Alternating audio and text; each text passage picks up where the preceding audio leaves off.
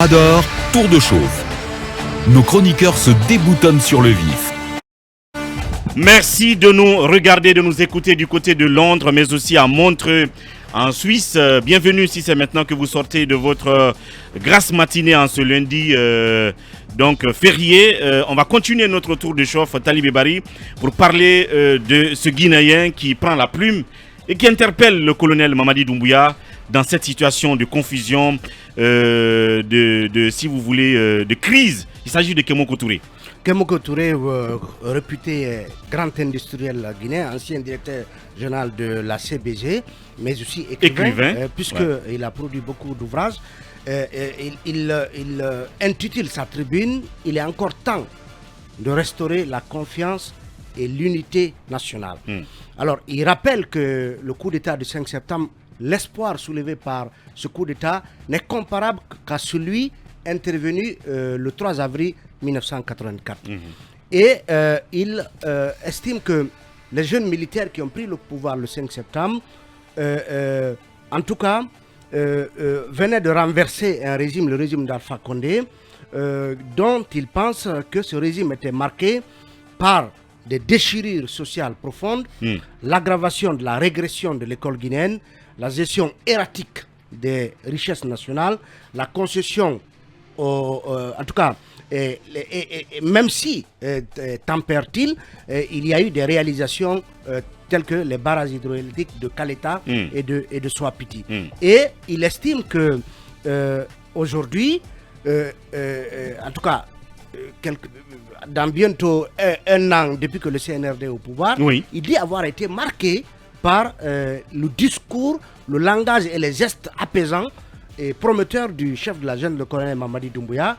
Mais, dit-il, j'avais hélas sous-estimé la détermination des produits des systèmes qui se sont succédés depuis l'indépendance. Donc leur détermination à perpétuer la stigmatisation, l'affrontement permanent, l'instrumentalisation de la justice, le tout sur fond d'enrichissement illicite. Il poursuit en disant que ces individus toxiques, dépourvus de tout patriotisme, semblent avoir trouvé le moyen d'infiltrer le nouveau régime pour le pousser vers la suspicion permanente, la politique politicienne, une forme de rigidité. Donc, Kémoko Touré n'y va pas de même mode pour faire le constat, justement, de ces éléments dits toxiques qui, pour lui, ont pris toute leur place auprès... Et qui sont dans l'entourage du colonel Mamadi Doumbouya. Du soleil. Pourtant, il estime que si la volonté existe toujours au niveau de l'État, alors il n'est pas trop tard, dit-il, pour associer toutes les forces politiques et sociales de la Guinée à une concertation fraternelle, sans arrière-pensée, devant aboutir enfin au consensus sur une durée et un contenu acceptable de la transition. Il estime que unis, aucune force extérieure, quelle qu'elle soit, ne pourra nous imposer sa volonté. Et il poursuit en disant qu'il faut absolument éviter de s'aventurer sur le terrain glissant et dangereux du diviser pour régner, qui est la cause de tous les maux du pays depuis des dizaines d'années. Alors, Kémoko Touré, il va encore en estimant que dans un contexte comme celui qui est le nôtre, il exhorte à ce que la justice conserve toute sa crédibilité pour devenir la boussole, c'est-à-dire la référence, la garantie et l'égalité de traitement, quels que soient les statuts des justiciables. Puisque vous savez qu'aujourd'hui, la justice fait parler d'elle au regard des actions de la junte, mais aussi de beaucoup d'autres débats liés à cette justice. Alors, acceptez que je décline ce dernier passage plus ou moins long de son intervention. Il dit de grâce, Excellence, Monsieur le Président de la Transition, n'écoutez pas ces faux proches qui vous poussent à l'affrontement. Ils ont des agendas qui sont très loin du vôtre. Ils sont déterminés à transformer vos bonnes intentions proclamées le 5 septembre 2021 en méfiance à l'égard d'une grande partie des enfants du pays. Cela reviendrait à gommer le R du CNRD de votre vocabulaire. Le R, renvoie au rassemblement. N'écoutez pas ces oiseaux de mauvais augure, mon colonel. Ils ont sûrement déjà amassé suffisamment d'argent pour voir venir et pour attendre tranquillement le nouveau responsable du système qu'ils ne tarderont pas à phagocyter à leur guise pour perpétuer la prédation au profit, cette fois-ci, de leur progéniture. Une tribune, comme vous le voyez, très forte en termes justement de profondeur de réflexion, en termes d'alerte, en termes d'interpellation, de conscientisation par rapport à la nécessité, surtout Mamadou Ouri, que tous les Guinéens se rassemblent, que tous les Guinéens se retrouvent autour d'une table pour discuter des problèmes de cette transition. Parce que la nécessité d'une transition inclusive et par donc conséquent apaisée et réussie s'impose aujourd'hui aux Guinéens pour ne pas, comme le doyen Ndiaye le rappelait, que pour faire en sorte que ce soit la bonne dernière transition dans l'histoire de ce pays. Donc, Kémoko a eu ce message et vous savez que Kémoko était pressenti à l'avènement du CNRD comme étant l'un des premiers ministrables. Absolument. Et on disait de lui qu'il avait un caractère et une sincérité telle que non négociable. Il n'avait pas de chance de se retrouver là parce que peut-être qu'il aurait convenu, son profil aurait convenu au colonel, mais bien évidemment l'entourage qui n'a pas besoin intérêt à avoir quelqu'un comme cela comme collaborateur du colonel. Il a eu le courage de ses propos et il fallait quand même partager le contenu de cette tribune avec nos auditeurs. Oui, Jean, là-dessus. C'est une tribune à l'accent pamphlétaire de M. Kémoko Touré que nous connaissons tous pour sa probité morale. Donc je crois que le colonel, ses conseillers devront tout faire pour qu'il puisse jeter coup d'œil sur comment dirais-je, cette tribune. Parce que là, ça démontre que les forces centrifuges sont en train de prendre le dessus sur les forces centripètes pour isoler le colonel, pour mieux diriger le pays dans le mieux. Oui. Mohamed Kaba. Est-ce que les tribunes sont-elles des solutions aujourd'hui aux problèmes guinéens? La réponse, elle est négative.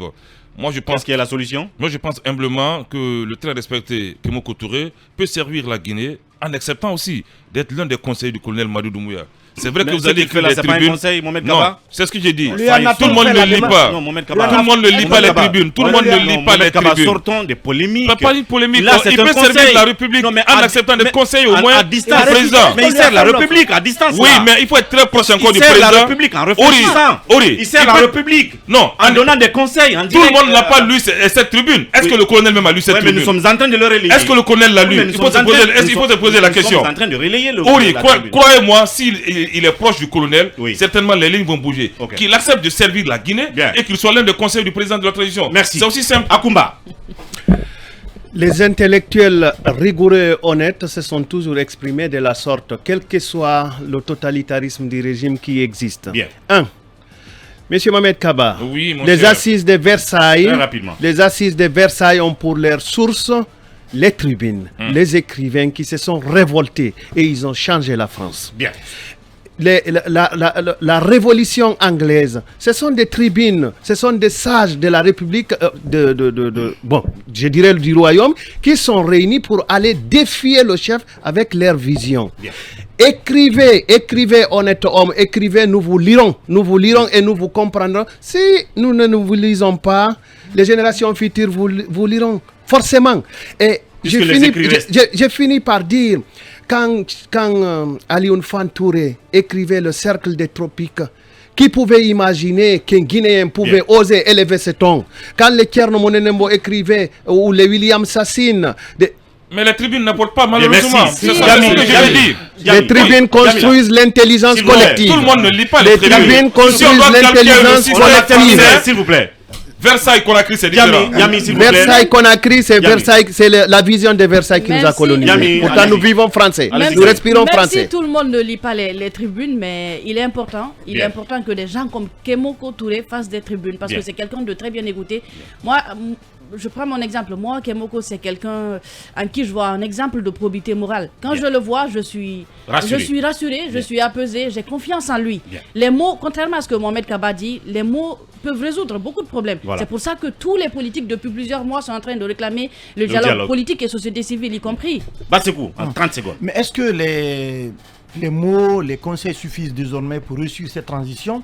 Moi, je me pose bien cette question parce que bien avant Kémoko Touré, il y a eu beaucoup d'intellectuels également qui ont pris leur plume, notamment pour faire un diagnostic complet des insuffisances de notre gestion et puis proposer des solutions, mais en réalité ça n'a pas permis, en tout cas ça n'a pas entamé la détermination du CNRD qui reste tout droit dans sa vision. Ce qu'il faut faire aujourd'hui, c'est que les Guinéens doivent tous œuvrer, c'est là-bas je suis d'accord avec lui, nous devrons tous œuvrer à ce que cette transition puisse réussir parce qu'on n'a pas droit à l'erreur et de ce côté, les militaires au pouvoir et puis l'ensemble de la classe politique et les acteurs de la société civile doivent tout faire pour revenir à la table de dialogue parce qu'aujourd'hui c'est notre avenir même qui est en jeu lié à cette transition. Voilà, dans une position où les positions, dans une situation où les positions sont tranchées, j'allais dire, voilà que Kémoko, en bon écrivain, donc prend la responsabilité d'interpeller, de conscientiser, de sensibiliser et comme je le disais la dernière fois,